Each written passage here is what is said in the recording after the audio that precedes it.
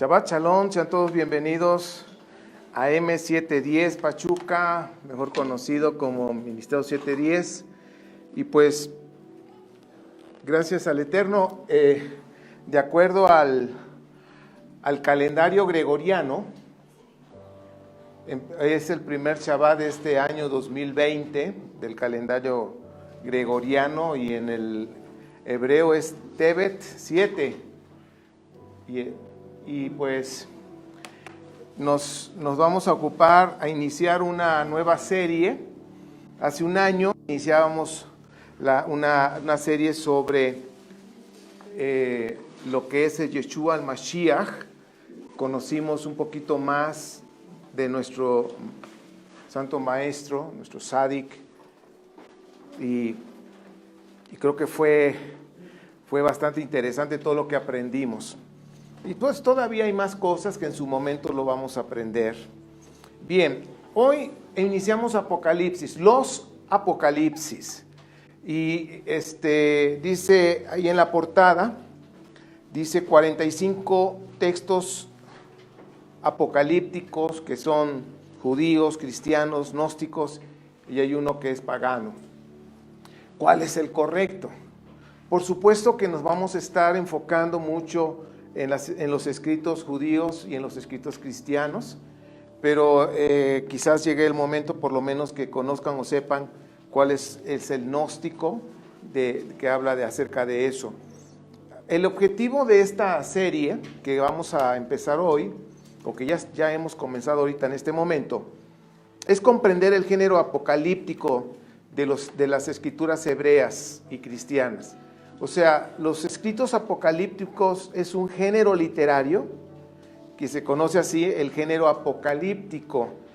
Y en esta primera parte, hoy, este primer punto o el primer capítulo, veremos en la historia de Israel el surgimiento del pensamiento apocalíptico relacionado con la llegada de un Mesías. Es decir, el pensamiento apocalíptico surgió en algún momento de la historia de Israel.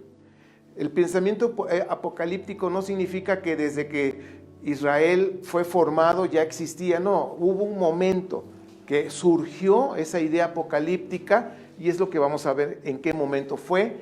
Creo yo que aquí los de casa y los que han estado estudiando, sobre todo la última serie que vimos de el exilio en Babilonia, yo les he dicho una y otra y una vez más hoy. Nosotros en las Escrituras debemos tomar como parteaguas el exilio de Babilonia, antes del exilio y luego después del exilio. Durante el exilio en Babilonia, los judaítas formaron lo que es el judaísmo monoteísta, o formaron más bien el monoteísmo que hoy conocemos. Se inició en Babilonia, ¿ok? Bien, hay 45 textos que hemos estado mencionando, apocalípticos, judíos, cristianos, gnósticos, paganos. Y estos textos, fíjense, chequen el dato, fueron escritos en un periodo de 600 años. ¿Sí? Más o menos dice ahí en la pantalla, entre el siglo III antes de la era común, antes de la era cristiana, y entre el siglo III y IV de esta era. Entonces son aproximadamente 600 años. Entonces, en esos 600 años se escribieron lo que hoy conocemos como los escritos apocalípticos.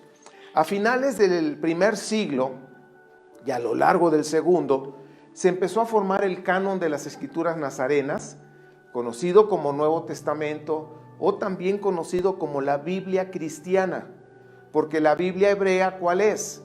El Antiguo Testamento, popularmente conocido, pero también el Tanaj, ¿ok? Esa es la Biblia hebrea, y la Biblia cristiana es el Nuevo Testamento.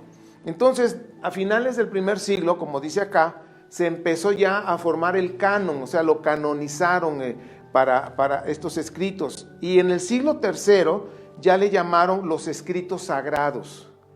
Por eso es que tú ves que en el cristianismo, el Nuevo Testamento son las escrituras sagradas, pero si supieras todo lo que hay ahí, bueno, acuérdense que todo lo que ustedes y yo tenemos del Nuevo Testamento fue formado por la Iglesia Católica, de acuerdo a sus intereses. y su doctrina. Ahora, la idea de la realización de una Biblia cristiana la tuvo realmente un personaje que se llama Marción, que fue considerado hereje y lo excomulgaron y bueno, un montón de cosas, pero al final tomaron su teoría. Muy hereje, pero al final tomaron su teoría, porque prácticamente Marción fue el que hizo la división del Antiguo y el Nuevo Testamento. Marción, lo hemos platicado algunas veces, él era fan de Pablo. Entonces él coleccionó, buscó todos los escritos que se estaban moviendo sobre Pablo. Y recuerden esto, mis queridos, esto es importante. Recuerden que en aquel tiempo se escribían a nombre de otra persona, como es la Torá, que dice la Torá de Moshe. ¿La escribió Moshe? No. ¿Ok? Y si alguien no había escuchado eso, no me creas, ponte a estudiar e investigar historia. Entonces, Marción dice aquí, y la iglesia dice que luchó contra este personaje. Hablando de la iglesia, me estoy refiriendo a los sacerdotes de aquel tiempo que ya estaban surgiendo y pues le llamaron hereje, pero finalmente su idea no fue tan mala. Ahora, el padre de la iglesia, Orígenes, así se llama, ahí hay un nombre para alguno de sus hijos si quieren. Orígenes usó la palabra canon en su comentario al Evangelio de Mateo en el año 244. Fíjense, ya estamos en esta era, 244, ya se empezó a manejar el canon. Te estoy dando un poquito de historia de lo que es el Nuevo Testamento para que luego entremos a la historia de Israel, de los principios de textos apocalípticos. Entonces, a mediados del siglo II, la iglesia de ese tiempo ya hablaba del canon de la fe, del canon de la verdad. Y luego los concilios que empezaron a suceder con el emperador, ¿cómo se llama? El emperador del año 325, Constantino, pero no fueron los únicos concilios, hubo muchos más concilios y empezaron a usar estos términos de la fe, de la verdad, el canon. Y el concepto del Antiguo Testamento, como en su momento, y el Nuevo Testamento, el que lo originó realmente fue Marción, pero los que ya al final lo confirmaron para llamarlo así, pues no se sabe si fue Clemente de Alejandría o Tertuliano o Orígenes, ¿sí? Perdón, no sé ¿ok? Entonces, ¿pero quién fue el que originó esto? Marción. Y Marción como que no le gustaba el Dios de los hebreos, entonces por eso no quería nada del Antiguo Testamento. Pero bueno, ese concepto finalmente, como dije, no se sabe quién fue ya el que lo estableció, si fue Clemente de Alejandría, Tertuliano o Orígenes. Ahora, el canon cristiano, fíjense, todo esto se lo estoy diciendo porque es importante. Porque a veces pensamos, cuando dicen Apocalipsis, díganme la verdad, ¿sí o no? Nada más piensas el único que así se llama.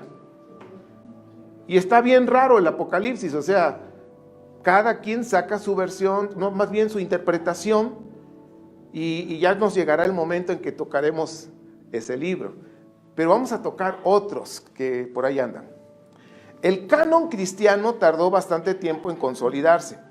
Dice, en este aspecto hay que distinguir entre las iglesias del Oriente y del Occidente de aquellos años, que estoy hablando de los años 200, 300, 400 de esta era común. Dice, teniendo siempre en cuenta que no se pusieron de acuerdo entre ellas, como siempre. Hoy en día pasa lo mismo. Ahora, el Oriente, dice acá, la iglesia del Oriente, los creyentes del Oriente, dice, el caballo de batalla fue el Apocalipsis de Juan. Ahora, se conoce así, Apocalipsis de Juan, porque hay otros Apocalipsis. Entonces tienen que poner el Apocalipsis de Juan, pero no es Juan el apóstol, como dicen que fue el apóstol Juan que recibió la revelación y que nos... No es el apóstol Juan. Fue otro personaje muy letrado, un judío que sabía leer. Y fíjense, en aquellos tiempos, cuando se escribió el Apocalipsis de Juan, estamos hablando del año 100 de esta era, no todos sabían leer. No todos sabían escribir, sobre todo el idioma que era como hoy el inglés. ¿Cuál era? el griego, ¿sí? Pero los que sabían leer tenían, ojo con lo que voy a decir, tenían acceso a leer otros escritos, entre ellos escritos griegos, escritos babilónicos y escritos egipcios. Puedo decir que muchas cosas, tanto del Antiguo como del Nuevo, los escritos, por decir, escritos hebreos y los escritos cristianos, Antiguo y Nuevo Testamento, en pocas palabras, tienen influencia egipcia. ¿Ok? Hay relatos que están en el Nuevo Testamento que es copyright de cuentos egipcios. Así, tal cual en los evangelios. Igualito. Y son escritos que ya se escribieron 300 años antes de esta era común. Esos escritos ya existían. Y uno de ellos, una parábola que se conoce y que ha sacado tanta controversia, como es que el infierno y no sé cuánto, es la parábola del joven rico y Lázaro. ¿Sí? Bueno, yo dije parábola, pero algunos dicen la historia. No es historia, es parábola. Y esa parábola es egipcia. ¿Ok? Y en el mismo Talmud está y lo reconocen así. Bien, muchos escritores eclesiásticos no querían admitirlo en el canon, hablando de Apocalipsis, por su lenguaje y teología, porque sabían que no había salido de la pluma del apóstol Juan. Chequen, sabían ellos, pero no dicen nada. ¿No viviste engañado? Yo sí. No, el Apocalipsis lo escribió Juan y tuvo una revelación ahí en la isla. No, hombre, ellos sí lo sabían. Así como el Evangelio también, que se le adjudicó su nombre, sabían que no lo había escrito el apóstol Juan. Miren, la Iglesia Católica, hablando de la gente que está allá arriba, los papas y todo, y los papacitos y todos los que hay allá adentro. Entonces, ellos saben muchas cosas. Ellos saben cómo se cuece esta cosa, este asunto. Ahora, en Occidente, el problema más agudo que tuvo ahí fue la epístola de los hebreos. Porque decían, es que esta epístola no nos da chance de un segundo arrepentimiento, porque en esta epístola nos manda ya, si tú le entras a ser cristiano y luego vuelves atrás a hacer cosas malas, dice, ya no tienes perdón. Por eso no la querían. ¿Y sabes por qué? En el capítulo 10 dice, aquel que pisoteare la sangre del Mesías y se va, ¿no? Eso significa, en las costumbres del antiguo Medio Oriente, que no quieren hacer pacto con el Mesías, o con Dios a través del Mesías. Y por eso no querían ese libro, el libro de los hebreos, porque no hay un segundo arrepentimiento. La epístola de los hebreos fue admitida como canónica, quieran o no, finalmente, en el siglo IV y comienzos del siglo V. Dice, la iglesia de Armenia, fíjense, cuando ustedes puedan investigar acerca de la iglesia cristiana armenia, chequen cómo fueron todas esas personas de aquel tiempo, la fe que tenían ellos, de la manera que se les predicó el cristianismo, ¿sí? Entonces la iglesia de Armenia no aceptó el Apocalipsis de Juan hasta el siglo XII, imagínate. Dice, se venera como canónica la tercera epístola de Pablo a los Corintios. Ah, caray. O sea que hay otra epístola de Pablo, ¿te das cuenta? De los Corintios, ¿sí? Derivada de los hechos apócrifos de Pablo y de Tecla. Ese es el escritor. Ahora, la Iglesia Católica formuló una lista oficial de libros ya precisamente en el Concilio de Trento en el siglo, ¿qué es? 16. Ya aquí en el siglo XVI ya se estableció el canon que usted y yo tenemos hoy del Nuevo Testamento. Ese es ya.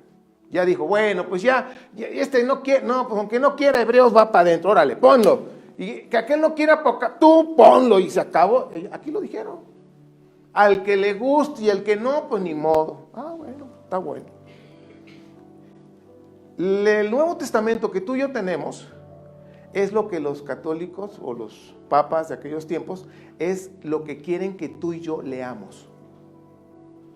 Porque hablando de más de 30 evangelios que hay, Escogieron 4. ¿Ok? De más de 45 escritos apocalípticos, escogieron 1.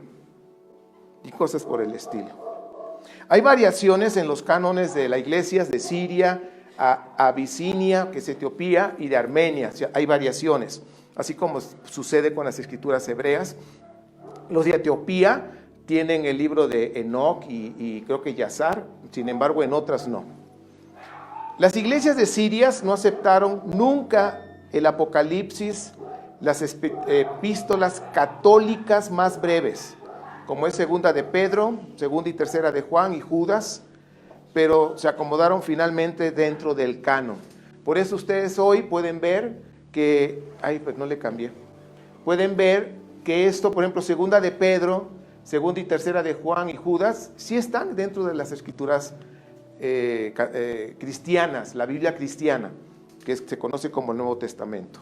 Bien, segunda de Tesalonicenses 2:2 dice en ese escrito que bueno, aclaro, segunda de Tesalonicenses no la escribió Pablo, se la adjudicaron a él, pero no la escribió. El que escribió, dice, primera de Tesalonicenses sí lo escribió Pablo, nada más, pero ya la segunda la hizo otra persona, sabrá Dios quién fue.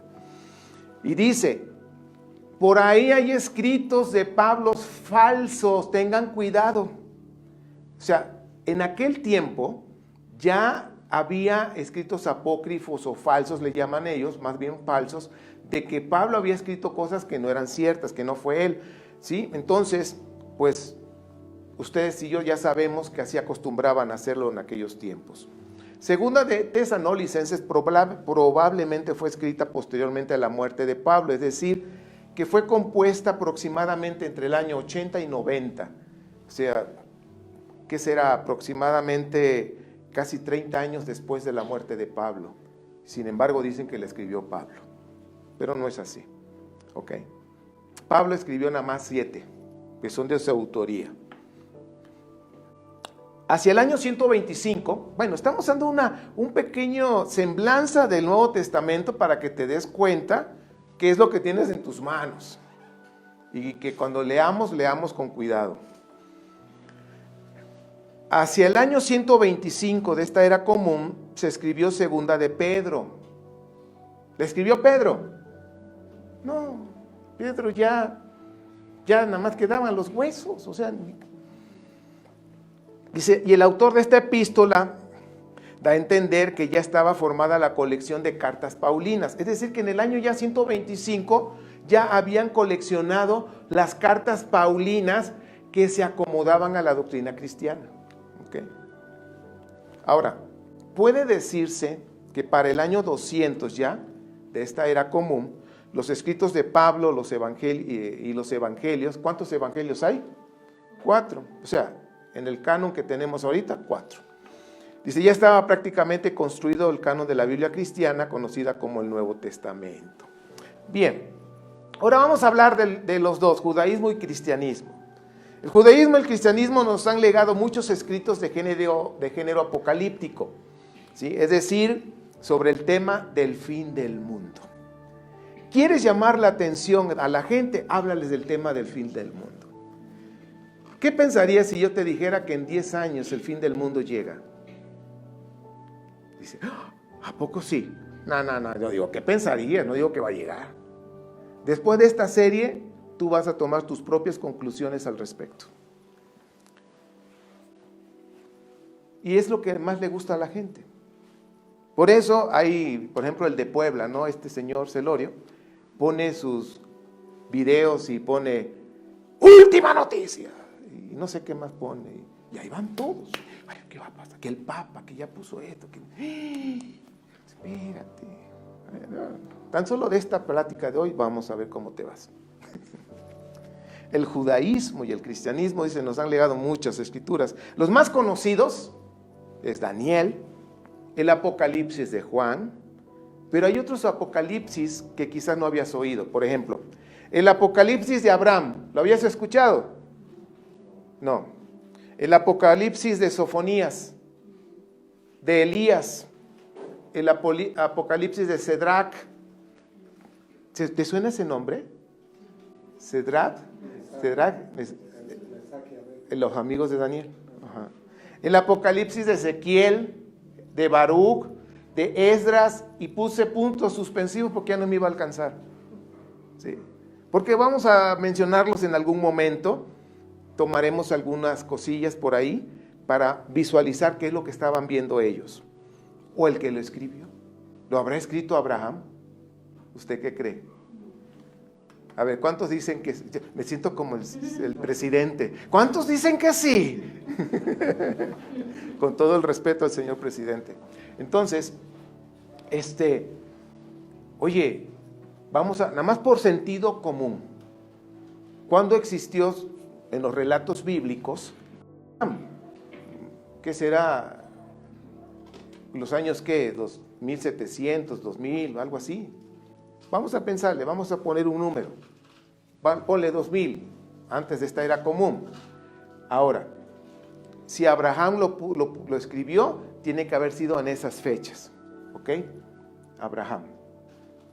Ahora, si hace un momento les dije que todos los relatos o los escritos apocalípticos se escribieron en 600 años, en el año 300 antes de la era común, entre el 300 y 400 de esta era, entonces no lo escribió Abraham. ¿Está bien? Entonces, bueno, nada más de ahí partimos. Entonces, el término apocalipsis ya se usaba antes de la era cristiana y es un género literario, mis queridos, ojo con eso. Trata sobre qué va a pasar a los justos en el más allá. ¿Ok? ¿Qué va a pasar cuando una persona muere? Si se va a los cielos, ¿a cuál cielo se va de los 7 que hay? En fin, cada escritor, ojo con esto, da su versión de cómo será el final de los tiempos. Normalmente nos hemos enfocado nada más a lo que dice el Apocalipsis de Juan y a lo que dice Daniel. Pero quiero decirte que Daniel no lo escribió el Daniel que creemos que estuvo en Babilonia. Fue otra persona en los años 200 aproximadamente que lo escribió a nombre de Daniel. Y si te das cuenta que los primeros 10 capítulos aproximadamente te está hablando de algo que ya había pasado. ¿De qué? De Antíoco Epífanes. Y lo único que se puede ahí rescatar, que puede ser apocalíptico, es el último capítulo, el capítulo 12. De ahí para allá, todo lo que escribió, haz de cuenta que relató lo que vio. Entonces, a nosotros nos dicen, lo escribió Daniel, pues Daniel estuvo en el año 500, allá en Babilonia, entonces pudo ver lo que iba a pasar con Antíoco Epífanes IV, y vio que Cleopatra, y vio todo, ¡qué bárbaro! Pues no. Simplemente relató lo que vio y lo que vivió. Por eso, también en las escrituras hebreas tenían sus broncas. No querían aceptar el libro de Daniel como libro profético. No es considerado dentro de los profetas. Por lo general, un profeta va a decir, así dice Yahvé, esto y aquello. Por lo general, un profeta dice eso. Por eso es que Daniel no se considera un escrito profético, sino un escrito visionario de alguien. ¿Ok? Entonces, cada quien da su versión. Estamos hablando del concepto. Entonces, cada autor es un visionario. Dice, los secretos que revela los ha recibido de Dios por medio de una visión, como en el caso de Apocalipsis, que Apocalipsis es un escrito literario. Una visión, un sueño inspirado, un viaje celeste, un éxtasis del alma que se ve arrebatada a los cielos, entre otras cosas. Ustedes se van a dar cuenta de esos escritos apocalípticos que tienen esto. ¿Ok? Ahora, muchos de los libros, ahí ya me dio sed, apocalípticos entre los judíos y cristianos,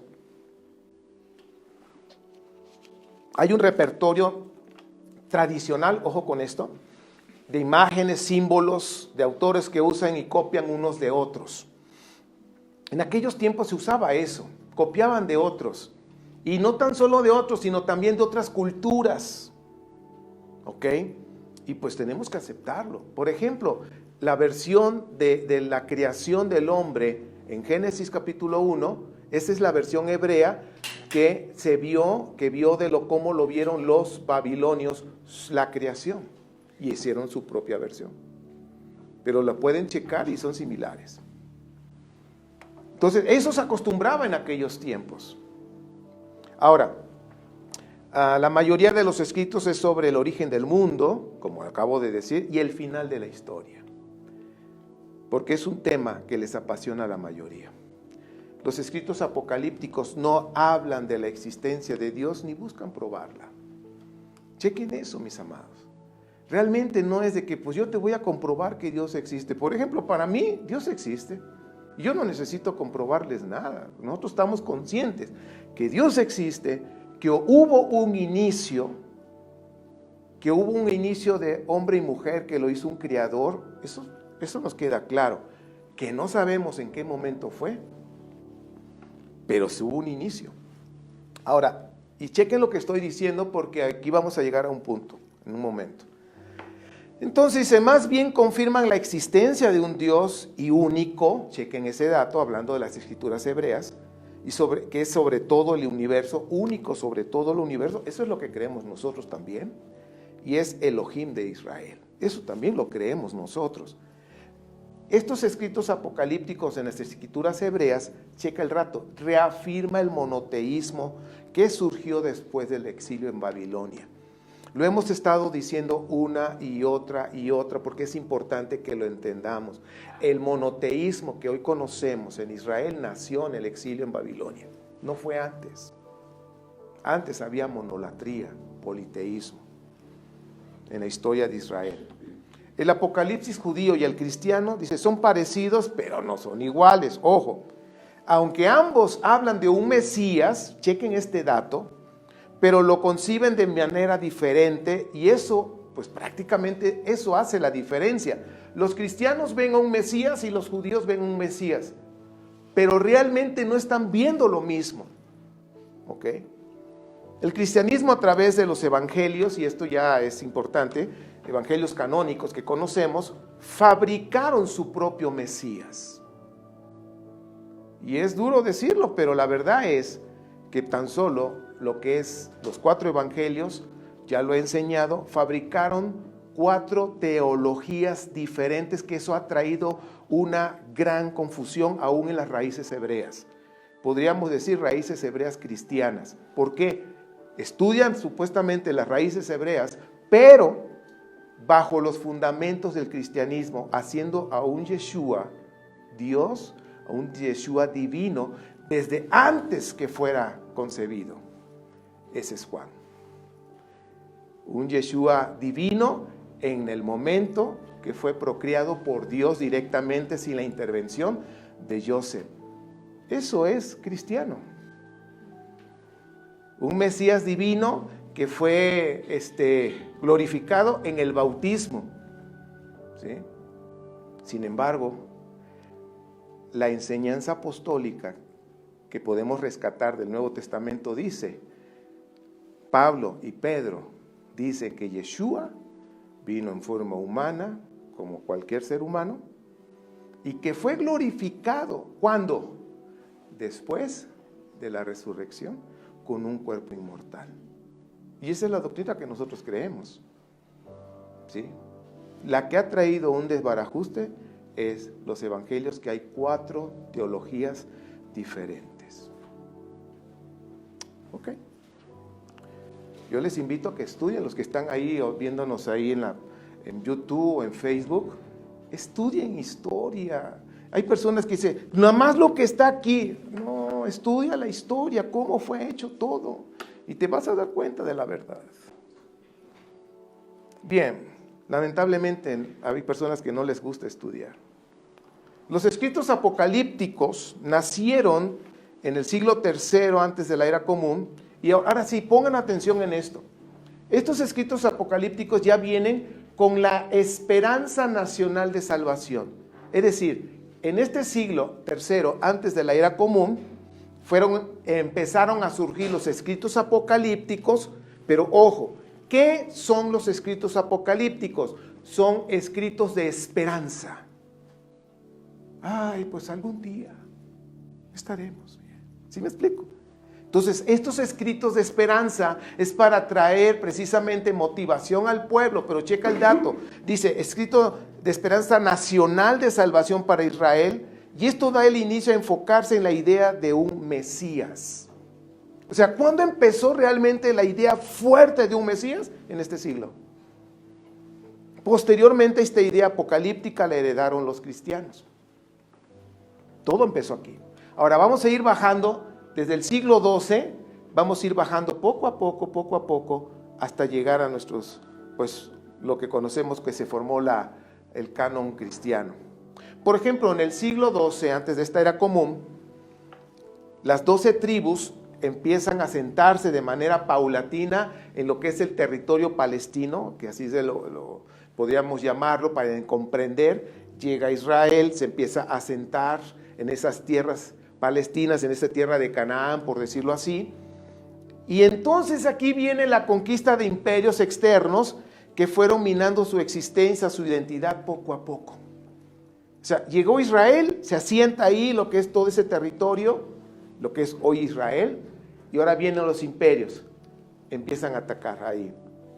Y vemos ahora en el siglo VIII, de esta era, antes de la era común, dice, en el año 722, antes de la era común, el reino del norte cae en la deportación. Es decir, el reino del norte es llevado al exilio por Asiria, aquí está. Entonces esa tierra queda desprotegida en el año 722. El reino del sur, dice, con capital en Jerusalén, quedó solo con 3 tribus. Pero empezó a ver que la tierra del norte es verde, ¿sí? Es buena para el cultivo, cosa que ellos no tenían acá, porque en Judea hay mucho desierto, calor, y o sea, como que no es bueno para los cultivos como es en el norte. Entonces empezaron a planear de qué manera hacerse uno en esa tierra. En el siglo VI, ya vemos antes de esta era común, le toca ahora al reino del sur ser deportado, eso ya lo vimos en el exilio, a Babilonia, y fueron llevados en 2 tiempos. O sea, vamos a decir, hubo el primer tiempo y se llevaron un grupo de personas, después de un tiempo más de años se llevaron a otro grupo más. Todo esto quedó más o menos 70 años. Entonces, en lo que es el reino del sur quedó vacío de poder. Este exilio duró 70 años, y es que en la época del rey Darío, en el año 521, es cuando ya empiezan a ver la luz. Ahora, después del exilio, chequen el dato, hasta este punto hemos visto opresión, exilio del reino del norte, ya se asimiló a las naciones, perdió su identidad. Sin embargo, el reino del sur es llevado a Babilonia, y ahí es cuando los sacerdotes idean escribir la Torá, lo que hoy tenemos, para que no perdieran su identidad y empiezan a enfocarse en un monoteísmo. Entonces es para guardarse de no perderse. Y dice aquí, después del exilio, Israel no es libre realmente. O sea, cuando ya regresaron a Judea, cuando regresaron a Jerusalén y regresaron a su tierra, pues pensaban que eran libres. Pues no, dice, porque durante 200 años formaron parte del imperio persa. O sea, tenían que pagar tributo a ellos. Ahora sí que no eran libres todavía. Vamos a decir que estaban en arraigo domiciliario, vamos a decirlo así.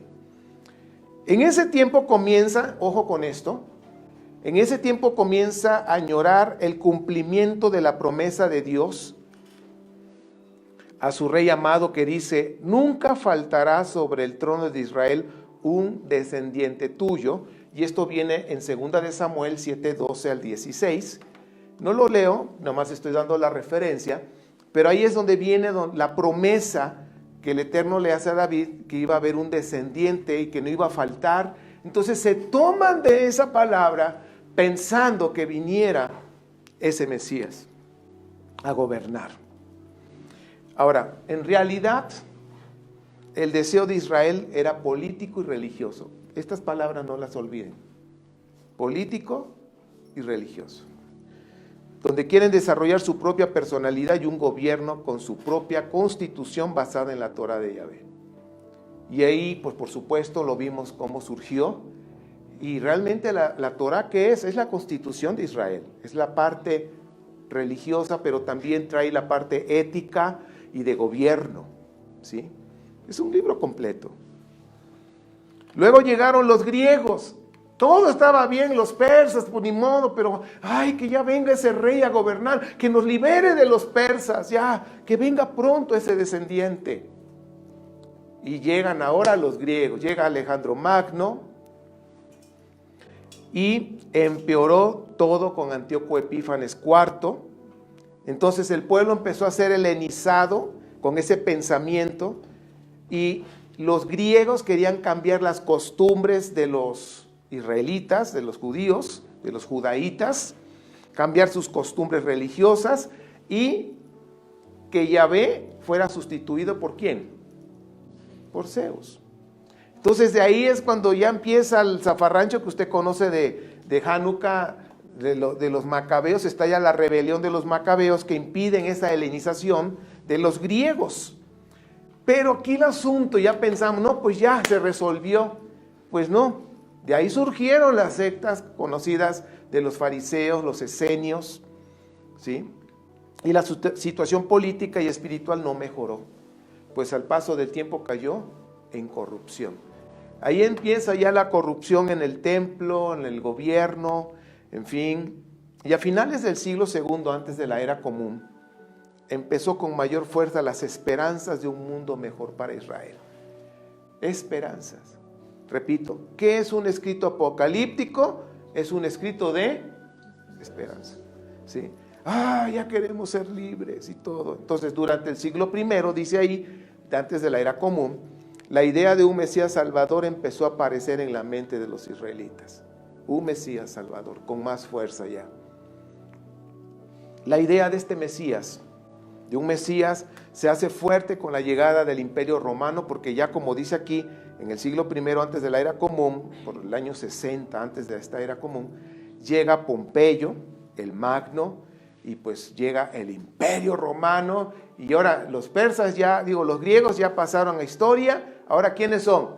Los romanos, y llegaron bien, pero bien tremendos estos personajes.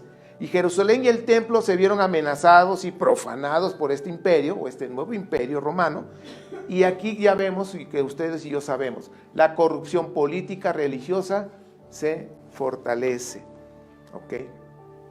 ¿Y qué siguen pensando? En pensamientos apocalípticos. Con la presencia de este imperio romano, nace nuevamente la esperanza de salvación nacional y del dominio de Israel sobre las potencias del mundo, donde el enemigo será eliminado por intervención divina. ¿Han leído esto en alguna parte? Este es el pensamiento apocalíptico. Realmente, esta es la esencia del pensamiento apocalíptico. Por eso, cuando empecemos a ver algunos de estos escritos, que son bastantes, vamos a ubicar en qué tiempo fue escrito y pues muchos de ellos son anónimos. Ojo lo que voy a decir, la mayor parte, un 99%, si pusiéramos porcentaje, de los escritos apocalípticos son anónimos. ¿Sí me escucharon? Sí. ¿Son qué? Anónimos. Y siempre se lo adjudican a alguien que es reconocido. Por ejemplo, que hagan un escrito y lo pongan a mi nombre, pues no, yo no soy conocido. Pero ¿qué tal si hacen un escrito y lo ponen a nombre del señor presidente? No, pues a él sí lo conocen. Pues pónselo a nombre del señor Obrador. Bueno. Así más o menos, para que tengan una... Entonces, esto es el pensamiento, la esperanza de salvación nacional y del dominio de Israel sobre las potencias del mundo, y que el enemigo va a ser eliminado por intervención divina. Ahora, este género apocalíptico, todo el universo quedará bajo el dominio de Dios. Vamos a checar los géneros apocalípticos de Enoc y de otros que vamos a ver, todo esto va a estar, son factores. Y que los escritos que van a ir saliendo después, acuérdense que van tomando de otros escritos y los ponen en los suyos.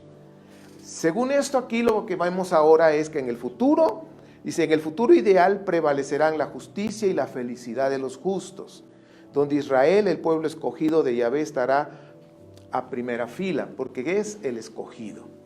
Y sí, no nos queda duda. ¿Ok? Esto son lo que contiene la esencia de los escritos apocalípticos. Ahora, aquí vamos a ir cerrando la enseñanza, porque a mí me interesa, antes de entrar, de que vamos a ver que las bestias, que no sé qué, espérenme tantito. Acuérdense que son géneros literarios. ¿Ok? Se han encontrado, y ya lo he dicho aquí, templos enterrados, y hay más todavía, pero no han querido destaparlo, con una antigüedad de 12,000 años. Quiero que pensemos un ratito. Y cada quien que tome sus decisiones, su pensamiento. Pues. Y han encontrado estos templos enterrados que eran de humanos, que lo hicieron los humanos, que eran cazadores y recolectores, así se les conoce, que eran nómadas, pues, no estaban establecidos en un lugar, pero con estos templos, que muy parecidos, orientados en cierta posición con el sol, significa entonces, como dice aquí, que la creación de los primeros seres humanos no fue hace 6,000 años. ¿O sí? No. Bueno, seguimos estamos reflexionando para cerrar esta primera parte.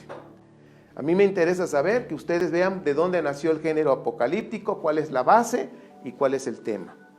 Ahora, el género apocalíptico son escritos de esperanza para una sociedad oprimida por algún imperio. Por ejemplo, el rapto, el cristiano, el que manejan los cristianos, el que maneja la doctrina del arrebatamiento pretribulación, ¿sí? Ese rapto es un mensaje apocalíptico de esperanza.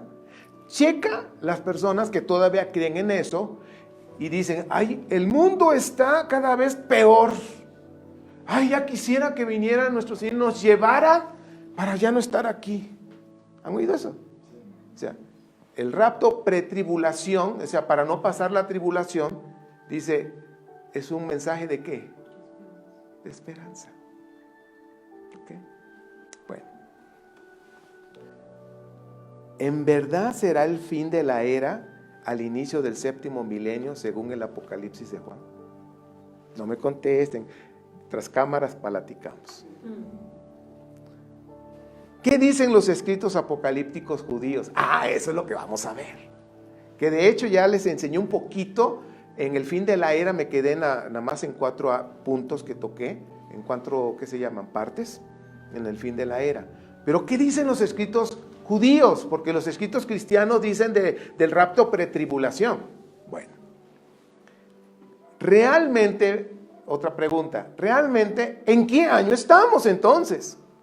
Si hay arqueología de existencia humana de hace más de 12,000 años, entonces ¿realmente en qué año estamos? No se pierda la segunda parte. Bien, estas preguntas, mis queridos, son importantes para este tema. Porque vamos a ver diferentes escritos apocalípticos judíos primero. Y al final, pues en los cristianos no hay muchos. Primera de Tesalonicenses, Segunda de Pedro, Apocalipsis de Juan, y por ahí otros que vamos a ver. Realmente no hay mucho material apocalíptico, pero vamos a ver realmente el escrito de Apocalipsis de Juan, ese escrito que quiso decir para la población de aquel tiempo, porque no es un escrito profético para estos tiempos. Ojo. Bien, yo así lo creía antes, pero ahora que he estudiado un poquito más la historia y he visto un poquito más de dónde vienen las cosas, estoy viendo los apocalipsis judíos y te da un poquito más de información. Vamos a ver la bibliografía para que ustedes puedan verificarlo. Todo esto está en PDF, lo puedes encontrar en internet. Guía para entender el Nuevo Testamento de Antonio Piñero, editorial Trota. Antonio Piñero, hemos hablado de él, es un doctor, tiene 50 años de estudiar el Nuevo Testamento y ya casi de sus conferencias que él da, pues todo se lo da de memoria. Y le dijeron una ocasión en una entrevista, dice, oiga, doctor, ¿cómo es que usted sabe tanta información y no trae apuntes? Dice, es que esto lo haría cualquiera. Dice, llevo 50 años estudiando lo mismo. Tiene más de 40 libros. Es un personaje reconocido a nivel mundial. Es una autoridad en el Nuevo Testamento. Los Apocalipsis de Antonio Piñero, recomiendo que lo vean. Y luego tenemos este libro, Apocalipsis, es un sacerdote, Eduardo Arens. Muy bueno. Apocalipsis, un mensaje de esperanza. Fíjense otra vez, ya van dos fuentes diferentes que hablan que los escritos apocalípticos son mensajes de ¿qué? De esperanza. Este también está muy bueno, muy bueno. Los cristianismos derrotados de Antonio Piñero también está muy bueno, porque te habla de la historia de cómo ha estado el cristianismo, su evolución, sus caídas y hasta el día de hoy. Y en fin, está muy bueno para entender lo que ha pasado con el famoso Nuevo Testamento. La historia, esto también se los recomiendo, la historia antigua de Israel, tomo 1 y 2 de Roland de Baus, ediciones Cristiandad. Es impresionante la información que podemos nosotros encontrar en estos libros.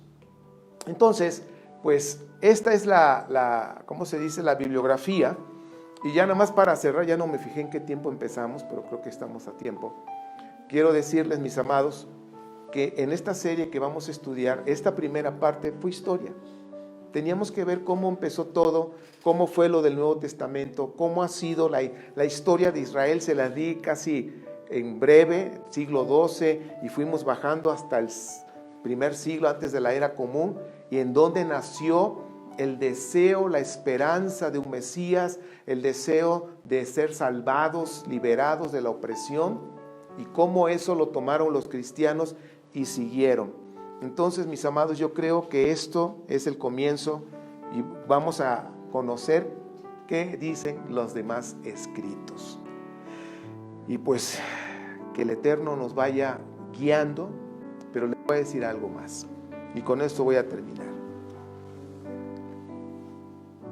Si el fin de la era es en 10 años, en 20, 30, 40 o mañana, lo único que yo te voy a decir es, vivamos todos los días practicando la Torah como si fuera el último. Si mañana es el fin del mundo, ¿hay algún problema?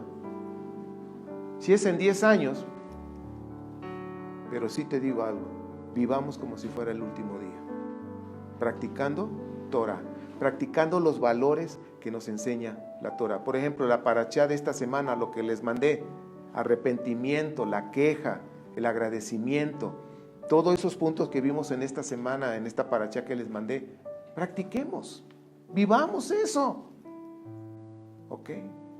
Pero yo realmente no te voy a decir en esta serie cuándo va a ser el final del mundo. Yo quiero que tú estudies, repases, veas estos libros y que tú mismo puedas determinar finalmente tu propia decisión. Yo solamente soy una persona que te va a dar información y que vamos a analizar juntos algunos libros apocalípticos y al final tú tomarás tu decisión. Mi consejo, ¿cuál es? Una vez más, vivamos como si fuera el último día, agradando siempre al Rey del universo, por los méritos de nuestro bendito Mesías Yeshua. Se acabó. Pero sí es importante que conozcas todo lo que es Apocalipsis, los escritos apocalípticos, como dicen los muchachos en México, para que no te chamaqueen. ¿Sale? Para que no, que mira que acá, no, tú no me vas a chamaquear, yo ya sé cómo masca la iguana. ¿Sí? Entonces vamos a vivir como si fuera el último día. Padre Santo, gracias por tu palabra. Gracias por lo que contiene la Torah. Es una gran riqueza que nos enseña a ser mejores hombres y mujeres para agradarte a ti. Padre, te rogamos que nos sigas revelando cada vez más todas esas riquezas que contiene la Torah. Padre, no sabemos cuándo va a ser el final de los tiempos. Hay tantas versiones, Hay tantas interpretaciones, tantos libros apocalípticos, pero Padre, lo que más nos interesa a nosotros es vivir cada día agradándote a ti a través de la obediencia de tus mandamientos. Es lo que más nos importa. Pero Padre, en esta serie te rogamos que tú traigas revelación a todos nosotros y convicción de que lo más importante eres tú, Padre Santo. El final del tiempo solamente lo sabes tú, Padre. Y tú lo revelarás de alguna forma, de alguna manera, cuando tú quieras hacerlo. Gracias, Padre, por la oportunidad de estudiar y de conocer la historia. Gracias por toda la información que nos has provisto. Gracias. Danos sabiduría para manejar, para comprender toda esa información. En el nombre de Yeshua. Amén. Bueno, mis queridos, si Dios lo permite, nos vemos en la segunda parte. Shabbat Shalom.